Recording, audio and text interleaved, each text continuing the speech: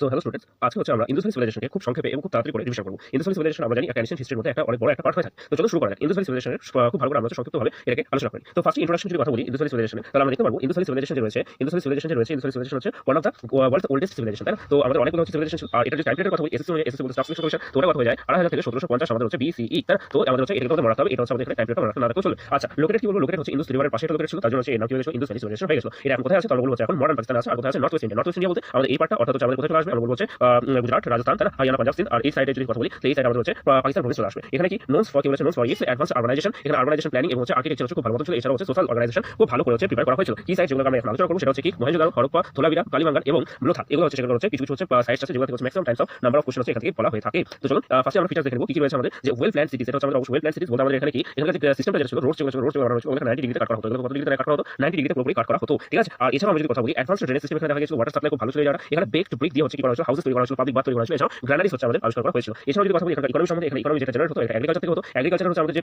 First হচ্ছে আমাদের presence পাওয়া গেছিল ইন্দুস ভ্যালি সিভিলাইজেশন কোন সাইটের মধ্যে পাওয়া গেছিল, এটা এম দিয়ে শুরু হয়, আপনাদের এটা কমেন্ট করতে হবে। এছাড়া আমরা যদি কথা বলি এখানে কি এখানে হচ্ছে আমাদের ডোমেস্টিকেটেড ক্যাটেলস, বাফেলো এন্ড শিপ দেখা গেছিল, তাই না। এছাড়া হচ্ছে অ্যাক্টিভ ট্রেড এখানে দেখা গেছিল, যেগুলো হচ্ছে কি যেগুলো সিলসের মাধ্যমে করা হতো, ঠিক আছে। তো এটা আমাদের একটু মনে রাখতে হবে, ঠিক আছে।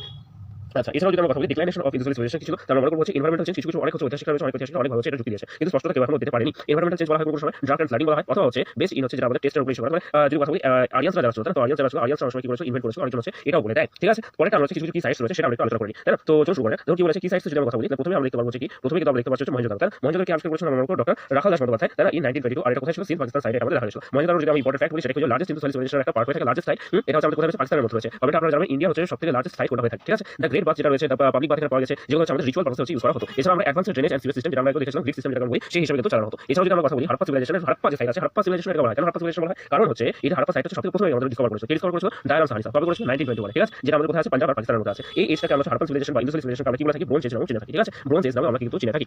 এখানে কিন্তু আমাদের হচ্ছে কি এখানে কিন্তু আমাদের একটু মনে রাখতে হবে।